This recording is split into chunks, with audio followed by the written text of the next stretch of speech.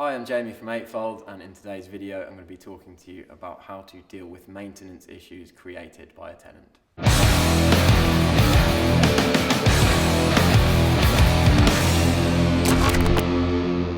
A really good example of this is a blocked shower.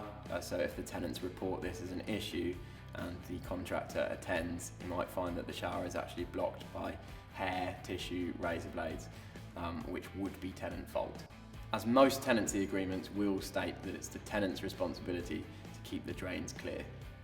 So at this stage, some landlords will decide that it's appropriate to charge the tenants, and I'm going to talk you through that process.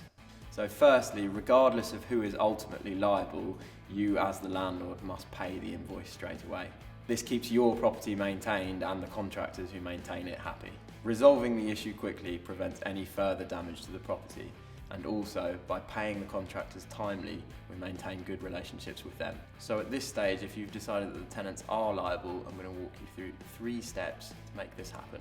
Step 1, you need to get as much evidence as possible that the tenants are in fact liable. This could be a contract report or photographic evidence of the damage.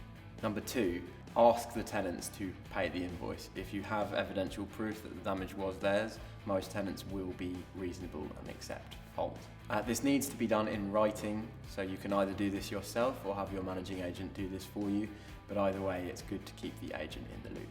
At this stage, it's important to note that most tenants are reasonable and will agree to pay or come to a compromise. However, if the tenants don't accept liability, then step 3 is to propose this as a charge to the outgoing deposit.